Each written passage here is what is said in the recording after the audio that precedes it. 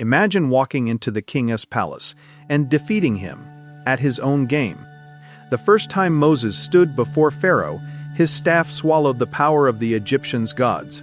How did that happen? Stay with me, and let us see how it unfolded. Moses had a message from God. Go and deliver my people Israel from slavery and suffering. Even though a difficult task, Moses chose to go to Egypt for his people. When he met Aaron in the wilderness, he told him everything that happened, about the fire, the voice, and the name of God, and Aaron believed. Together, they gathered the elders of Israel, tired men, broken men, men who had suffered for generations. Aaron spoke. Moses showed the signs, the staff, the hand, and something changed. Hope. For the first time in years, they believed God had seen them. Then came the real test. They walked into the palace.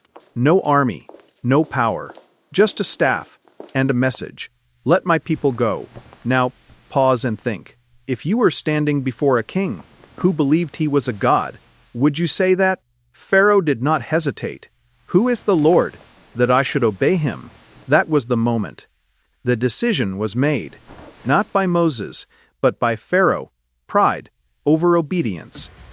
And things got worse, much worse. No straw, same workload. Beatings increased. Pressure doubled. The people turned on Moses. This is your fault. And honestly, this is where most people quit. Moses did not. He went back to God, not with confidence, but with questions. And God answered, not with anger, but with assurance. I am the Lord. I will bring them out. Moses had a choice again, believe or walk away. He chose to go back to Pharaoh. Back into the palace, back into tension. This time, the power of God spoke louder. The staff became a serpent. The magicians copied it. For a moment, it looked equal. Then, Moses' serpent swallowed theirs.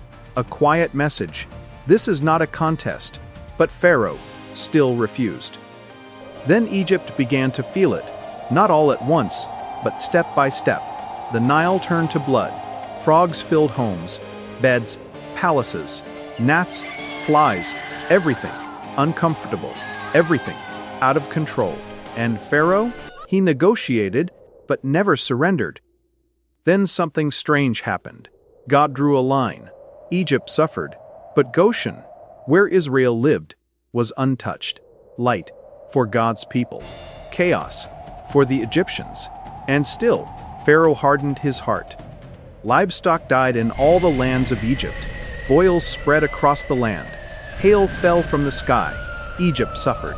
Then, fire and ice together tormented them. Pharaoh admitted wrong for a moment, then changed his mind. Again, locusts came next. They attacked their foods, and nothing was left.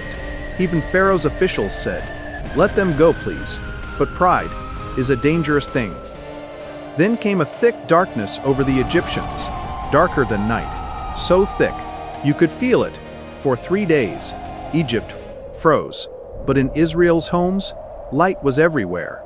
And Pharaoh tried one last compromise. Go, but not fully. Leave your wives and children behind. Moses said no.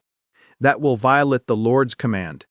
Because partial obedience is still disobedience. Then came the warning, quiet but serious. And Moses said, "The Lord will come against you one more." And this time, Egypt would not recover. Israel prepared to leave Egypt. They made the Passover lamb ready, applied the blood on doorposts, bags packed, shoes on, and ready to move. At any moment, and that night, there was silence. Then, a cry, across Egypt. From palace to prison. Pharaoh broke down. All the firstborn children in Egypt are dead. Finally, he said, "Go, leave my nation now." And just like that, everything changed. From slaves to a people on the move. They packed their bags, they gathered together, and they stepped forward. And Moses stood there, not as a runaway, but as the leader. And here is the truth. This was not just about Egypt. It is about every moment, when pride says no, but God says yes. So let me ask you, What is holding you back? What miracle are you trusting God for? Remember, when God moves on your behalf, nothing can stand in His way. If this spoke to you, do not keep it to yourself. Like the video, share it with someone, comment your thoughts, and subscribe to the channel, because more powerful Bible stories are coming next.